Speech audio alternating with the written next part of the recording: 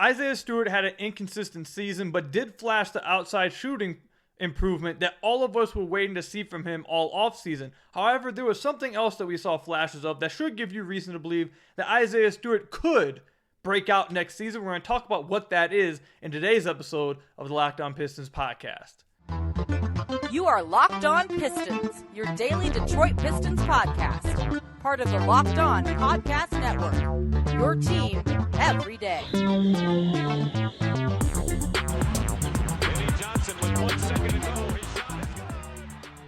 What's the deal? Welcome back to another episode of the Locked On Pistons podcast. Per usual, I'm your host, Kuka Hill. You can find me over on Twitter at Kuka Hill. I want to thank you guys for making Locked On Pistons your first listen of every single day. We are free and available on all your podcast platforms. If you haven't already, hit that subscribe button at the YouTube channel.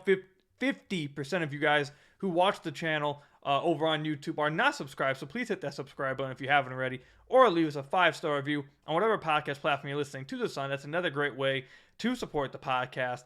Coming up a little later, we'll talk about another player who showed flashes throughout the season, something that he should build off of for next year if he were to break out. And then also a little bit later on, we're going to talk about why do the Pistons have to make the playoffs next year. There's an event happening next year that maybe should force the Pistons to make the playoffs. We're going to talk about that a little bit later too. But first, I want to talk to you guys about Isaiah Stewart and some of the flashes that he showed.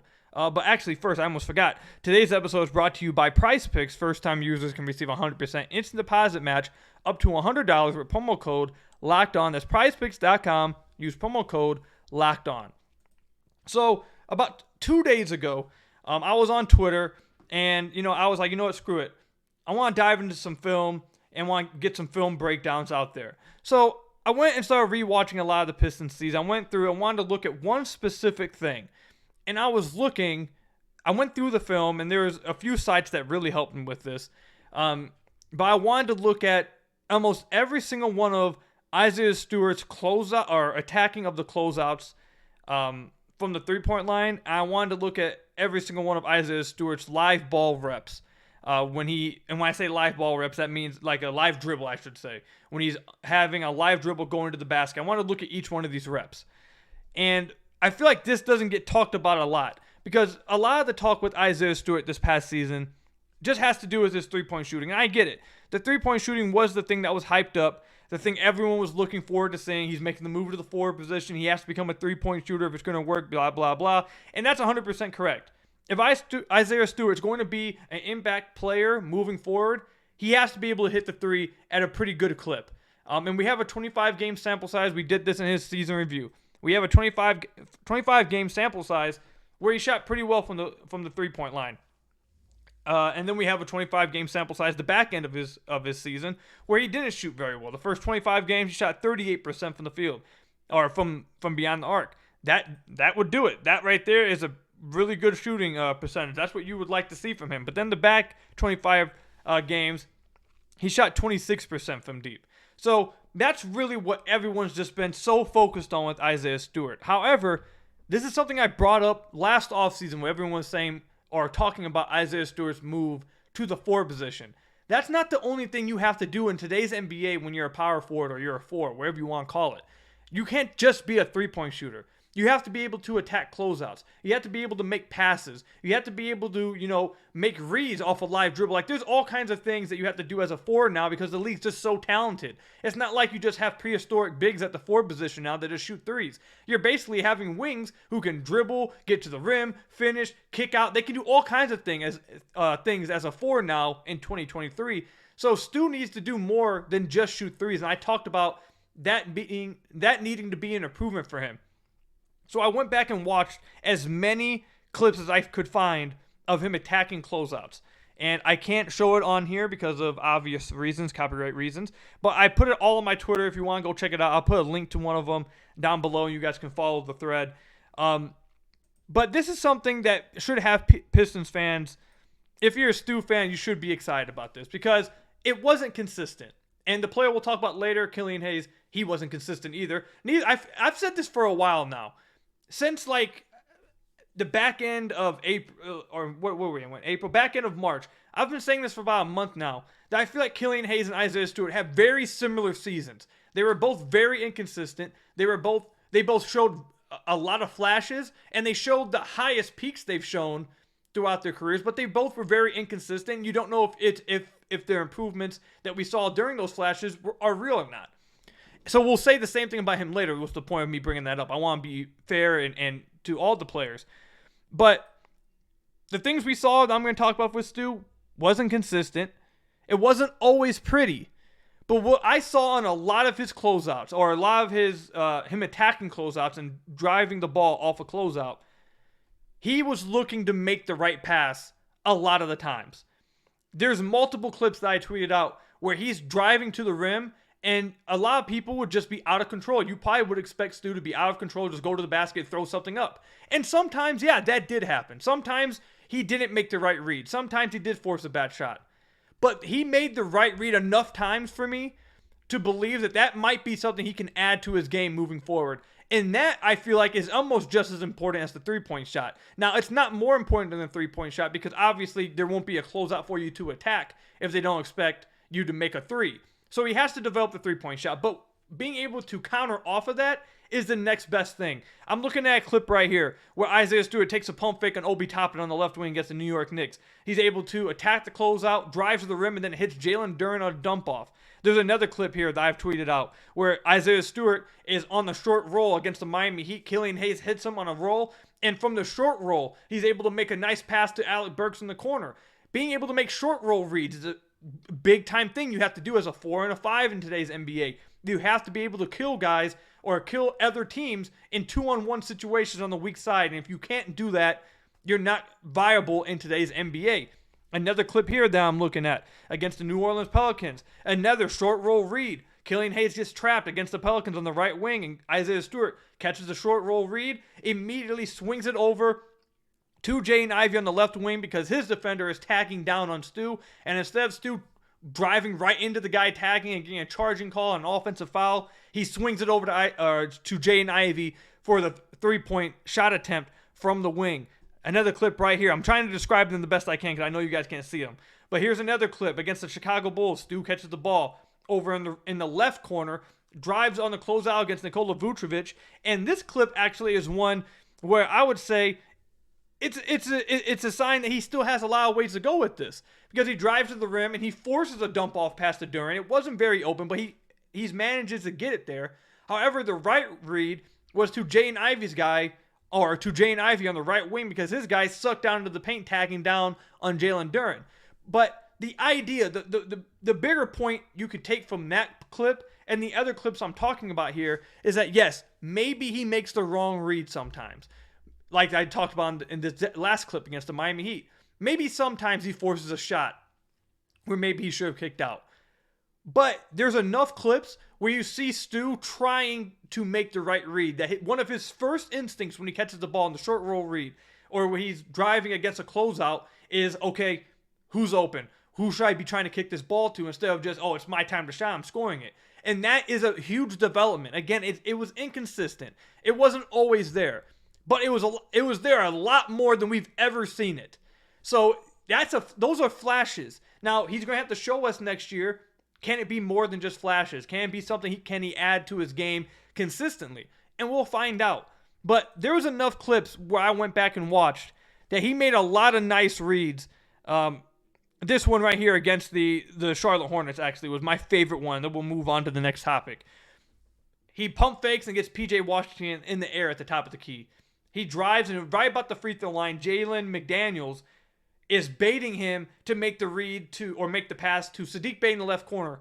But he's not, Jalen McDaniels is not really, Jalen McDaniels is not really, converting completely to Stu. He's trying to bait him so he can get the in the lane steal. Stu utilizes a hang dribble to kind of pause Jalen McDaniels right there, hold him there, and instead of getting baited to pass to that left corner, Stu instead makes the right read to the weak side and attacks the 2-on-1 with Livers in the corner and Killian Hayes in the right wing. Makes that 2-on-1 pass to the corner to Isaiah Livers, who hits a three. Again, those are not like plays you'll see in someone's highlight reel. These are not plays if you go and look up Isaiah Stewart highlights from the 2022-2023 season. You're not going to see those. But these are plays that are the most important for his development outside of simply hitting an open three. And he flashed it a lot on tape. So I'll wrap it up with saying this. Was he consistent with it? No. He only averaged 1.4 assists this year. It wasn't like he was doing like Sabonis type of stuff. He didn't do it a lot. It wasn't consistent. But there was enough flashes. And him showing that one of the first things that's going through his head is trying to make the right basketball read suggests to me that that's something that can actually be unlocked in his game. And now it's just a matter of, can the Pistons unlock it? Can Stu unlock it for a consistent basis game to game? And if he can, that's incredible, because that's something that he desperately needs to have to his game and would make him even more viable as a basketball player, as an impactful NBA player moving forward. So let me know what you guys think. Did you guys see some of this past season? Do you guys agree with some of my assessment? Do you guys believe that Stu has showed enough flashes in that area to believe that it's something he could actually add to his game next season?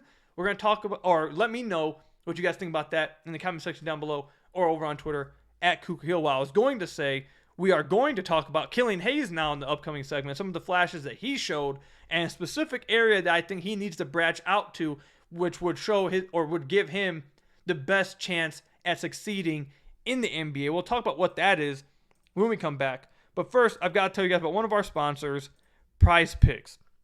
So, $1 million daily super flex promotion for the NBA playoffs and finals. Every day of the NBA playoffs and finals, one PrizePicks user will win a chance at becoming a millionaire. One entry placed after 8 a.m. Eastern Time will be randomly selected each day.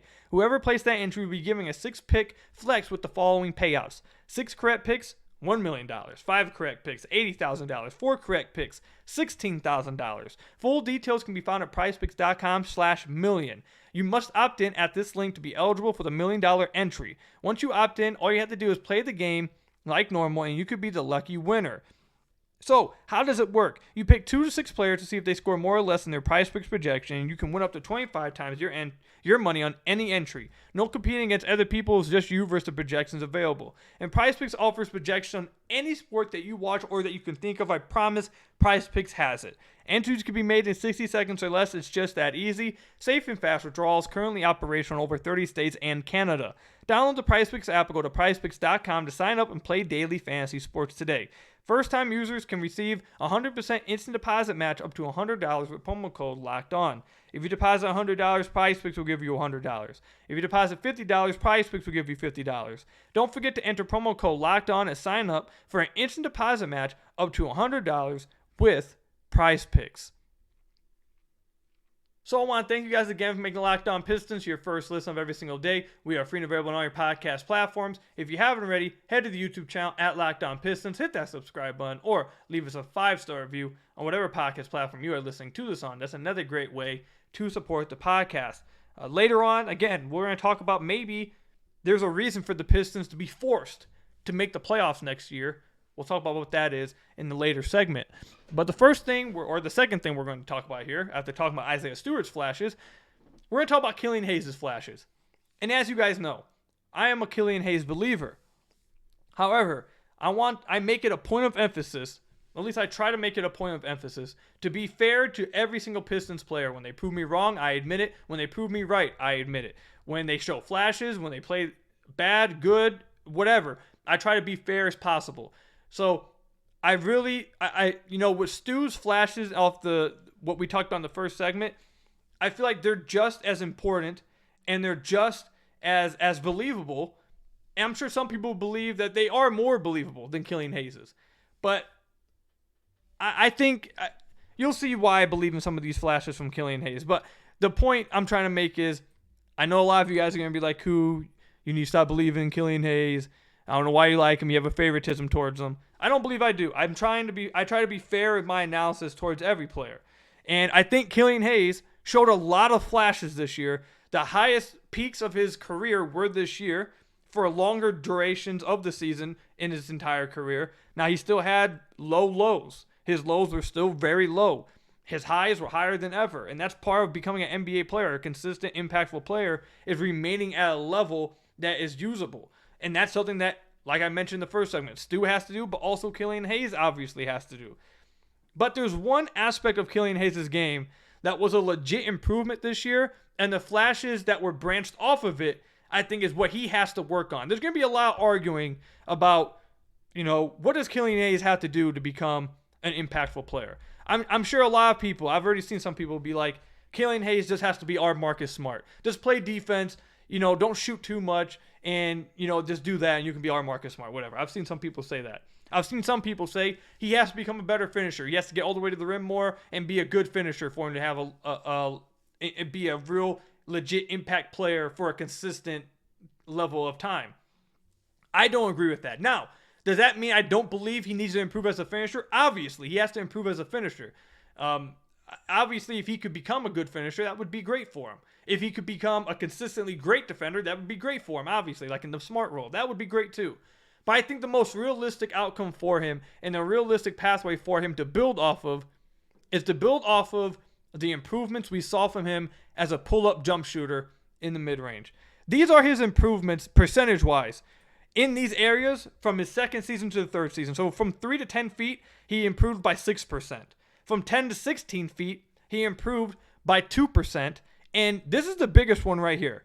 From 16 feet to the three-point line. So this is like long two pull-up midi area. That's like the, like I said, pull-up to long two kind of area.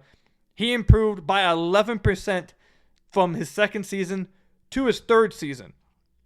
And what makes it even more impressive for me about these flashes and these improvements from the on pull-ups and from 2-point area is that he was doing it while on self-creation. The percentage of his 2-point field goals that were made last year in his second season, 34% of his shots were assisted on. This past season, only 14%. So he was self-creating on all of these shots. That was what was his big attraction pre-draft, was that he could become a good pull-up shooter and had self-creation ability. And that's something I've told you guys since I took over the podcast. That's why I'm a believer in his, because he showcases flashes of being able to create space for himself and hit pull-up jumpers. And he had that this past season for the most extended period of time. And during that 33-game stretch before Paris, what he was shooting on pull-up twos, 47%. What he was shooting on pull-up threes is nearly 33%. Both of those are numbers that you could live with. Those are numbers that you'd like to see from Killian Hayes. And he showed it for a 33-game stretch. Longest stretch he's had of playing great basketball. He showed it in that. So what do I think he needs to build off of that? I believe the flashes that he showed, and again, I did this on Twitter as well. I showed a bunch of clips. I'll link that down below for you guys as well. There's plenty of clips. There's plenty of moments where he's creating self-created looks for himself on pull-up threes. That's what he has to do. He has to become a pull-up three-point shooter. He showcased the ability to hit pull-up twos. He showcased his ability to create space for himself in the mid-range area, snake his way and pick and roll to his spot, hit step-back twos. He can create. He was doing a better job this past season. It was his best offense was creating pull-up twos in the mid-range and creating good looks for himself in that area. Instead of trying to go a completely different route, instead of trying to take that improvement, throwing it to the side and trying to say, okay, well, now we want you to be Marcus Smart. Just don't touch the ball. We want you to just do that. Or instead of telling him, okay, screw that. We want you to try to improve as a finisher. You can tell him to improve in those two areas. But the most realistic area for me with Killian Hayes is to branch off of his improvement and flashes as a legit pull-up shooter. Because if he can take that pull-up shooting from the mid-range and branch it out to the three-point line, and what he has indicators that shows that he can do that. One, if his free throw shooting, that's something we've said for a while. But the 11% increase from 16 feet to the three-point line, that is a strong indicator that if he just takes a few steps out, he can branch that out to that spot. Those are large indicators that that's coming around. Along with him having a 33-game sample of shooting 36% on above 4 attempts from deep, these are indicators that maybe it's not consistent. Obviously, he didn't shoot well on the season because it wasn't consistent, and he had really low lows. But there's indicators and flashes that show that he can become a pull-up three-point shooter. And because that his main offense was the pull-up mid-range shooting, I think it's reasonable to believe that he can branch that out to the three-point line. And it's his most realistic pathway to being an impact player. Again, would you like to see him improve as a finisher? Absolutely. I'd love to see him improve as a finisher. It would make the game so much easier for him. Could he become a consistently great defender just in a Marcus Smart role? Sure, if you'd want him to go that route. If you wanted him to go that route, I hope he was able to do it. But I truly believe that because of the pull-up shooting that we saw in the mid-range, his ability to snake in the pick and roll, get his shot off in the mid-range, his ability to hit step-back mid-range, his ability to use his handle to really yank guys around and create open looks for himself in the mid-range, and with the flashes that I tweeted out in this long, I believe it's a minute 15 clip video of him creating self-created pull-up three-point looks and hitting it, it really has me believing that his best pathway and the flashes we showed, or that he showed, showcases the fact that his best way or his most probable way of being an impact player is to branch out that improvement from mid-range into being a pull-up three-point shooter. If he can do that, he'll be a legit NBA player and a highly viable NBA player. So that's why I believe with Killian Hayes. I think the indicators are there. You guys can call me a stan, I guess. I think I bring I feel like I bring legit facts and legit things to back up what I'm saying. Again, the biggest thing for me that has me believing this is his 11% increase from 16 feet to three-point line. That's basically long twos. And you can tell a dude to take 2 steps back, and that's 3. Those are indicators that a dude is coming around as a legit shooter. Also, with the fact that he improved drastically in each area in the mid-range as a shooter, the shooting's coming around. So build off of that. Don't throw that away. Show him that. Let him know you can do this. If we can branch off of that, you can branch off that improvement, you can be legit. I think that's the best route to him becoming an impactful player. Not throwing that to the side and trying to make him an off-ball player. But that's just my opinion. What do you guys think? Do you guys think I'm right with this? Do you guys think there's another route to Killian Hayes being an impactful player that's more likely? Let me know what you guys think in the comment section down below or over on Twitter at KukaHill. Killian Hayes and Isaiah Stewart. I put them both in the same episode with the flashes because, like I've said, I really believe that they both had similar seasons. They showcased flashes of being really good and showing legit improvement, but then they both showcased long stretches of not being very good and struggling. So it's a matter of this upcoming season. Can they show that these flashes were legit? Can they be consistent? I feel like they're in the same boat. So let me know what you guys think. Comment section down below or over on Twitter at KukaHill. Coming up, I want to talk about why the Pistons might be forced to make the playoffs next year. We'll talk about that when we come back. But first, you guys have got to hear from some of our lovely sponsors. So I want to thank you guys again for making Locked On Pistons your first listen of every single day. We are free and available on all your podcast platforms. If you haven't already, head to the YouTube channel at Locked On Pistons, hit that subscribe button, or leave us a 5-star review on whatever podcast platform you're listening to this on. That's another great way to support the podcast. So you guys know where I stand with the, I've said over and over, I don't want the Pistons to rush in their rebuild. I don't want them to rush to the playoffs. I don't want them to, panic and make win-now moves that may hurt them down the line with a young group. You guys know how I'm very patient with that. I'm probably more patient than anyone else has been. Or just, if I'm not the most, I'm up there with the patience. You guys know that. However, something may have changed this. Something may force this to change. And it's the fact that the NFL draft is in Detroit next season. First of all, that is so cool that Detroit is having a major sports event like that in the city. There's going to be so many people from outside Detroit coming to see that really Detroit is a really nice looking city, a beautiful city with some rich history and rich culture. It's a beautiful place, and hopefully it can kind of rest aside some of these stereotypes and people can stop with this BS that they say about Detroit that I feel like, just my opinion, not to go on a tangent, but I feel like a lot of the stereotypes and things that get said about Detroit is racially motivated. Either way, super cool that they are having the NFL draft in Detroit. And why do I say maybe the Pistons should be forced to make the playoffs because of that? One, I'm just joking. I'm somewhat trolling and being tongue in cheek. I'm not being legit here. However, just being fun. If you've been to downtown Detroit, if you've been to Ford Field, the coolest thing about downtown by far to me, the coolest thing about it is that all the main stadiums are literally like on the same block. They're like all just right next to each other. You got Ford Field, then you got the Tiger Stadium, and then you got the Little Caesars Arena literally right across the highway on the other end. They're all right there. And I can't wait for April when they're all playing at the same time. or obviously the Lions won't be playing, but like next year, this is why I believe the Pistons, or maybe even the Red Wings, one of them, have to make the playoffs. But hopefully the Pistons are at least in the play-in or playoffs, whatever. I think they'd have to be in the playoffs and force like a 6-game, 7-game series in the first round in order for it to be going on at the same time as the NFL draft. But imagine downtown. Imagine people coming to see the NFL draft, and at the same time, you got playoff games for the Pistons happening. You got Tigers game happening. And at the same time, you got the NFL draft. Downtown Detroit would be absolutely jumping. It would be absolutely lit. It'd be so much fun. It'd be packed filled. The lights would be all over the place. Like, Detroit would look so freaking cool with all of that happening at once. So, Pistons, you got to pull up your end of the bargain, man. The NFL got the draft coming next year. Hey, we believe in you, Pistons. Cade Cunningham, we need you to deliver. Ashton, if you're watching this, I know you watched the episodes. Tell Cade, we need it.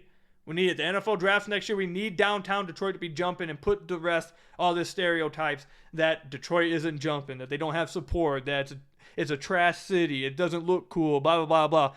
Put that all to rest. I can't imagine what downtown Detroit would look like with the Pistons playoff series going on, with the Tigers playing, and with the NFL draft at the same time.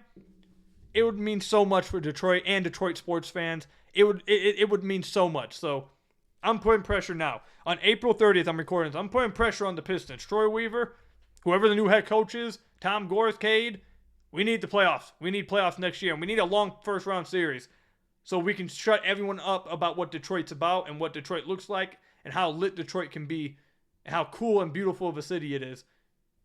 We need it. We need it. So I'm putting you guys in the hot seat. We're putting you in the hot seat. But let me know what you guys think. Obviously, I'm being a little tongue-in-cheek. Don't take me too serious here, okay? I'm having a little fun with this. But come on. You know, any of you guys who've been to downtown Detroit and have seen all the stadiums right next to each other, you guys know how cool this would be. You guys know how crazy this would look. I really hope that it happens, man. It's not all the time that you get a chance to do this. So I really do hope it happens now. So let me know in the comment section down below or over on Twitter how cool or impactful you think that would be if this could happen. But that's all I've got for you guys today. Thank you guys for making Locked On Pistons your first listen of every single day. Free and available on all your podcast platforms. Hit that subscribe button at the YouTube channel. Leave us a 5-star review on whatever podcast platform you're listening to this on. And until next time, I'll see you guys later. Stay safe, enjoy the playoffs, and peace out.